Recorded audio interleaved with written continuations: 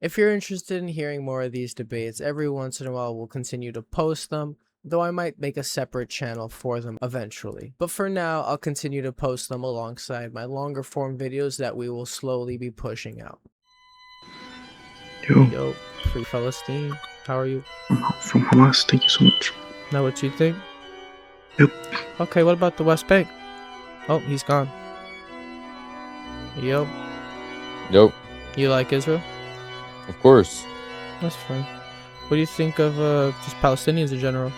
You think they gotta go or what? Not necessarily. I feel like it's more the fact that they are unfortunate of how their government has been selected. All the government so far has been terrorists. So I feel like they are unfortunate. But if they keep going on that path, then they're going to have to live under Israeli law. What do you define the term terrorist by? Well, if you look to who's been elected in power, right? No, like the term terrorist, just in general. So just so we can define that if we're going to debate. Yeah, I mean, I would define it as somebody who does like terrorist actions, like killing known people or doing things that don't stand under the law, like under terrorist law, right? So I would say somebody who maybe attacks a country and does it horribly, killing like civilians. Does it have to be a country? Just attacking. Wait. That's a tricky way of wording it, Mr. Politician. If they attack a country, so if they attack an area, it doesn't matter. It's not terroristic? I would say if they just attack any people and they kill civilians for no reason, I would call them terrorists. Or if they indiscriminate bomb, I would call them terrorists. Okay, good. Things like that. I would agree with you. Actually, I would agree with you fully on that. Now, I would agree with you that when we look at Hamas, they've always been the bad apple for Palestine, or for Palestinians in general. It's hard to call it Palestine because really it's 22% of land at this point. Really, the one-state solution is the better thing. So I'm not trying to advocate that far, but we could, have a good debate, a healthy debate. I'm pretty knowledgeable. I'd love to. Are you pro-Pali or pro-Israel? I'd say that I'm pro-Israeli citizens. Unfortunately, I think it's like the American society where people get proud of their military. They end up supporting the military, and we're a system that's killed 38 million people. I think Israel's very similar. I don't think that what they're doing now is any different than what other countries do. It's just that, media and such, and with what I would say is it being the center of the world, Jerusalem, the Holy Land. It's a place that really, it's a forefront of imperialism, has been since the 1900s, the Ottoman Empire destroying it, capitalism. I would say that I support Palestinians and Israelis, Israeli civilians. I don't really like the Israeli society, military, dehumanizing of Palestinians, but that's not their fault necessarily, right? It's a society they're brought up in. That's my real thing. But overall, I would say I support Palestinians way more than Israelis because of what's been going on. I just think that it's not necessarily the Israelis' fault that it domino affected into a dislike for them. Does that make sense? I think that Isaac, Abraham, Jacob, Peleset, Philistine, they're the invaders. In Hebrew, that's what that means. Peleset, Philistine, that's where the word comes from. And so to that, they're the invaders. Even though in 1880, 95% of the land was Arab people, 5% Jewish at the most, and in 1920, 70% Muslim, so 30% Jewish at that point, 10% Christian, so my bad, 20% Jewish. They had a massive influx in the same way we're seeing in UK right now, and all my point is they had fears at that. I think that what we've done is terrible. I think that the way they teach about it, they consider the other side the invaders, even though logically, by 1880 to 1920, the mass immigration was not Palestinians mass immigrating, it was their people mass immigrating. The way the education system teaches leads to the way they talk about their people being wrong. It's not their fault, it's the system they're brought into's fault. They support that system, so I wouldn't necessarily support them to a degree, but I don't blame them for it, is how I'd respond to what you said. In regards to which side I support. Because I don't want people saying that I don't support Israel being a state, or the innocent people there. I don't like seeing boom boom Tel Aviv. I don't like seeing boom boom Gaza. That's really where I stand overall. Yeah, I mean honestly, if I look at it right from a historical perspective, right, I would say the reason I support Israel is simple, right? Before 1948, before May 14th of 1948, we can go back even further, right? During the Jaffa riots, things in that nature, right? on May 14th, 1948, when Israel declared Arab nations independence. attacked. Exactly. Right, and then we can go even further, 1967. But what right? I was going to ask you is like, if you why look do you at think they the attacked? reason, Why do you, let's start there. Let's start with what you brought up. Why do you think they attacked in 48 on May? well, of course, I mean, because of the, if you look at the how I said it in English, well, I don't speak good English. I'm not from America. I would say it's more the fact of the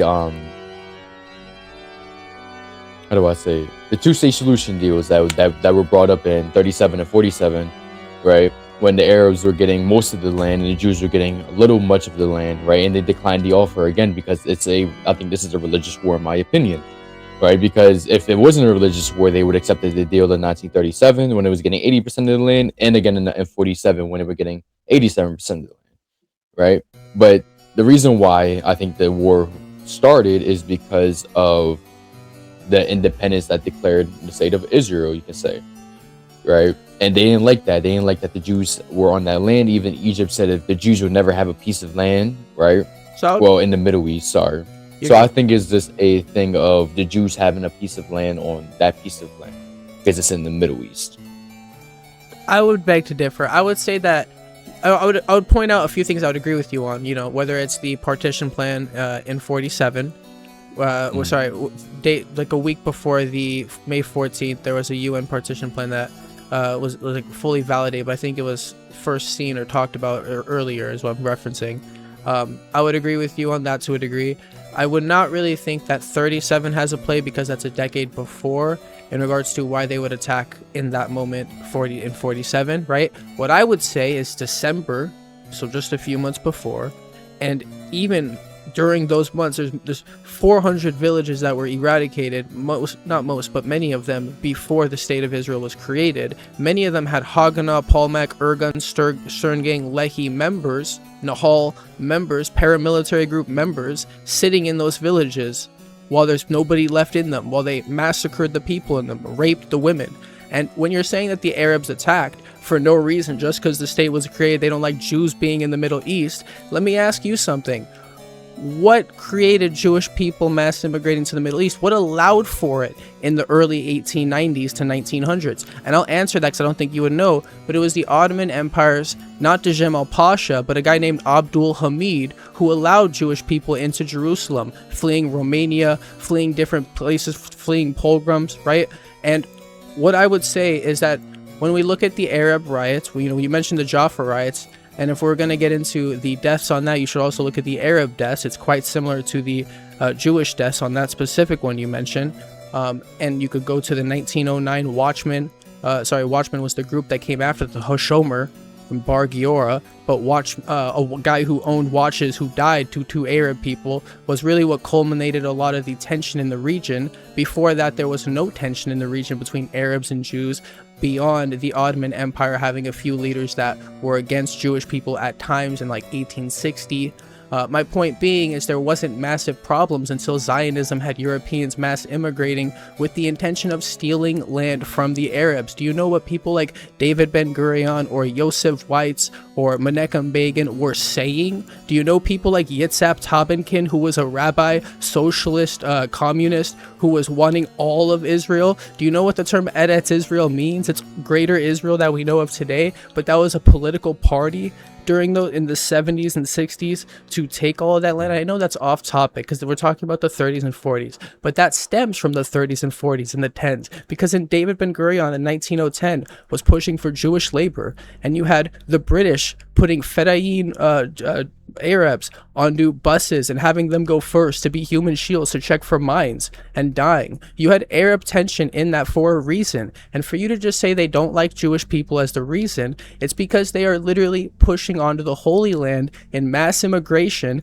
and Lord Rothschild, Edmund de Rothschild, who owned that land according to Sykes-Picot and was partitioning it between Britain and France, carving up the Ottoman Empire like a cake, that man had a bias towards the Jewish people, not the Arabs. He thought the Arabs were primitive. So you could go on. I would love to hear what you think of any of what I just said there. I know I said a lot. I think there's a lot of I mean, reasons. You said that the Jews were Yeah, I mean, you said that the Jews were stealing land, right? You can say Yeah, were they not? that's what you said. You said the Jews were stealing Do land. y'all see No, they were Tantura? not stealing land at all. Okay, what were those No, I don't villages? think they were. I'm explaining, right? I don't think This they was were stealing previously land because theirs? when they migrated, listen, hold on. When they're migrating into Jerusalem. Jerusalem was basically abandoned but owned by there was a lot of like homes and villages owned by people who were not living in them lands because they were more northern, right? So they were buying out the houses and villages, and they were living Yes. peacefully. There were Right. socialist kibbutzim. There was a labor Zionist movement growing on the ground for the first and second Aliyah. I am not disagreeing with you there, and we could talk about those things. But we started on terrorists and terroristic leaders, and I'm pointing out that this movement has been filled with radical beliefs towards the Arabs. And then when you think that it's just the in regards to Jewish people getting this piece of land in the Middle East, that's where I kind of went off topic from that, right? Because I think that it's not just that. I think that when you have 400 to 600 villages that get eradicated and then get taken over, and people get kicked out from Ashkelon and get put down into Gaza where they now live today, I think that for you to say that it's just because Jews had this piece of land, I think it's because these Jewish extremist outliers were enabled, accepted, and considered revisionist Zionist Zev Jabotinsky the right thing to do.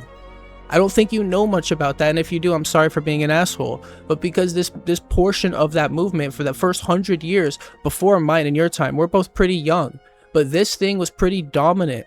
And the media was not rampant or big at that time. We only had newspapers and such, and it was a lot more controlled. You had people from not Associated Press, but like very specific, like Atlantic Press and different places that, these, in a sense, they had it under wraps where you can't really get things out there that were happening.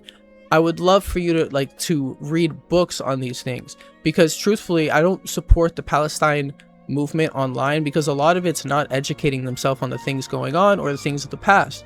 I just like educating myself on the Middle East history, and that's what's led me to support that side, right? I think that the more you learn on this subject, the worse it looks for Israel. And unless you're looking at state-sponsored propaganda, that's just the case. Well, no, I mean, I've educated myself heavily, right? But the thing that people like misconceive, right, is that the Jews came to that land and kicked the Palestinians out. Right? If you look at 1948 and 1950, right, the Jews and the Palestinians or the Arabs were living peacefully under the same passport in Israel. They were living like the Jews and the Arabs had the same rights, same passport, the same citizenship until 1951. Right? What happened? You think Arabs in Israel were treated properly in the early days? Can you look at when they first got citizenship? Listen. In 1948 and 1950, they had the same citizenship. Yes or no? The Jews and the Arabs had the same citizenship in 1948 to 1950. The reason why the citizenship changed, the reason why the citizenship changed is because of the wars and the invades that would happen during those times, right? But the thing is that I believe in a two-state solution in the future, right? The earliest two-state solution deal was in 2020, right? And the Arabs or the Palestinians were offered $50 billion towards the economy and some of their land back. And even in the earlier 2000s, when the IDF retreated out of Gaza and the West Bank, which would be 98%, they offered them from the Gaza Strip to the West Bank. All that piece of land would be theirs, connecting the West Bank to Gaza, and it would be Palestinians, right? So why would the Saudi Arabian government call the Palestinian government retarded for not accepting that offer? The thing is, I think that they don't want a piece of land no more. Wait, I think they just want to fight to death. Sorry, I was googling that. The early 2000s when Israel retreated the IDF out of the West Bank and Gaza. So not the Tablet talks, but before that is what you're referencing? Yeah, it was in the early 2000s. Got you. Right. So got you. When the IDF retreated, right, out of the West Bank and Gaza, and they offered them from the West Bank to Gaza. Oh, are you talking about 2005? Pretty sure it was 2005. I think it was 2005 or 2006. Okay, let me cook you on this. Do you know Ariel Sharon's what you're talking about? Do you know what his chief advisor said at the time? You're lagging. Oh, I'm lagging now. Okay. Ariel Sharon. Is it me lagging or is it you lagging? I don't know. Do you know who Ariel Sharon was? We good? Hello? Is it me lagging or is it you? I don't know. I mean, I could hear Hello? you fine. You Hello, hear me? hello. Hi. Yeah, you keep freezing on my end. Oh, well, it looks fine for me. All I Sorry heard is about that. Ariel Shalom. Yeah, Ariel Sharon. You know who that is, right? Sounds familiar. Okay, so you're talking about 2005 and 2006, the backing out of Gaza. Okay, Ariel Sharon was the prime minister, the Benjamin Netanyahu of today. Okay, he wanted to, first off, he had an entire goal of getting the settlers out of Gaza to establish more in Judea and Samaria. You can look at dozens of press meetings and such of him holding up the West Bank map, of him pointing to different things that they're going to take, of him trying to get settlers in. 7,500 left that year of Gaza. 15,000 went into the West Bank that same year, right? Now, his chief advisor to Ariel Sharon, the prime minister, do you know what he said about the backing out of Gaza that you just brought up? Do you know what the chief advisor to the state policy that you just mentioned, the chief advisor who architected that, he said that puts the peace process in formaldehyde, because by funding Hamas and then by backing out, we can turn to the Knesset in Israel and the American Congress and say that we don't have a negotiative party for peace. We can't negotiate with terrorists. Hamas won the election. We can't negotiate with them. The chief advisor who architected what you just mentioned said that puts the peace process in formaldehyde. Now, I want to mention something separate. If we're going to talk about the backing out of Gaza, and you don't even know who Ariel Sharon is, but 5 minutes ago you said you educated yourself well on this history, right? What I have here is 7 different books on this topic, right? On my side here. You haven't educated yourself on this topic. You don't know who the prime ministers for any of these decades was. I've educated myself on the last 120 years to a degree. Not everything, but to a degree. You have a very slanted view of the First Intifada, Second Intifada, Oslo, maybe 48 to a degree. You have the mainstream narrative. Now, if we're gonna talk about peace deals, can we talk about how the same peace deals that you're talking about now, the Israeli side also turned down and had 18 to 20 different pages or things that they would say, well, if we're gonna, like, peace agreements you would have, and then they would have like things that they would say, like, if we're gonna agree to this needs to change, this needs to change, this needs to change. So, like, when there was peace deals, I mean, so in 2020 they went to de-weaponize. So when there was peace deals that Yasser Arafat denied, right? It wasn't just him who denied them numerous times. You would have him denying the right to return and the fact that they wouldn't have a military, and you would have 20 different things about the West Bank and Gaza and backing out that the Israeli side would deny and not accept from the peace deal. So it's not just a one-sided view, like you put it.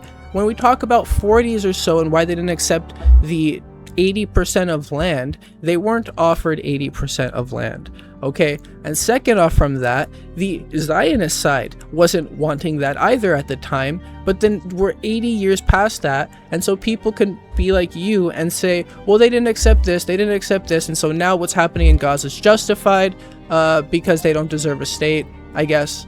And what I'm saying is, we don't know. I never said they never deserved. We don't know for sure what was being said at the time, but even if we look at accounts of people that were there, they would say something very different about the radical Jewish movement.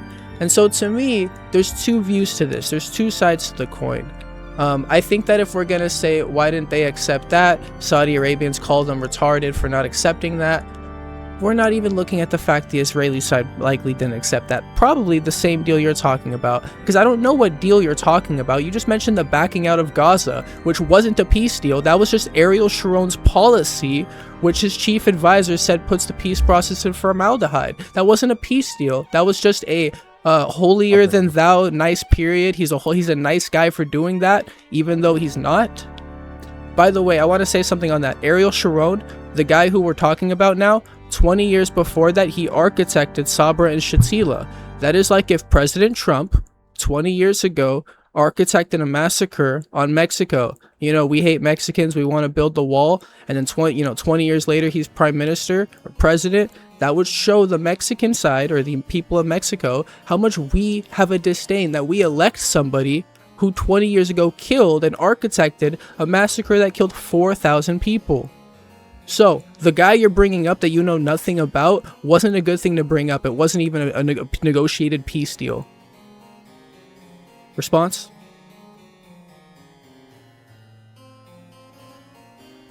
I told you I'd cook you on that. Well, if you look at, I'm gonna show you exactly what. Yeah, I could show you the Dove Wiseglass stuff too. If you don't believe me, or is it just like a pivot?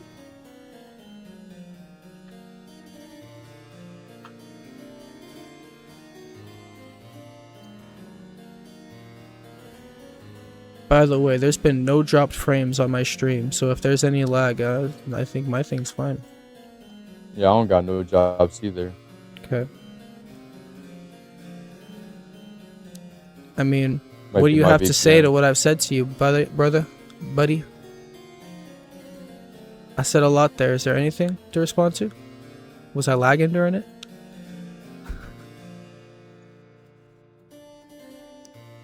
I ain't gonna lie, you just like now, but during your response, you wasn't lagging, so. I mean, any responses to the things we talked about? Yeah, I'm just getting some evidence real quick to show you exactly what I'm talking about. Yeah. I'd love to know what negotiated peace deal the backing out was.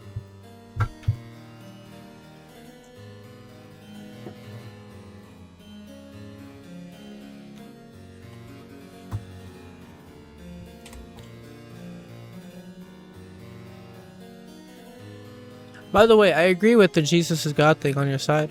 You know, like it's not that we disagree on everything, right? I just think that we see things differently is all. And I'm sorry for my anger at times, or how I could talk. Of course.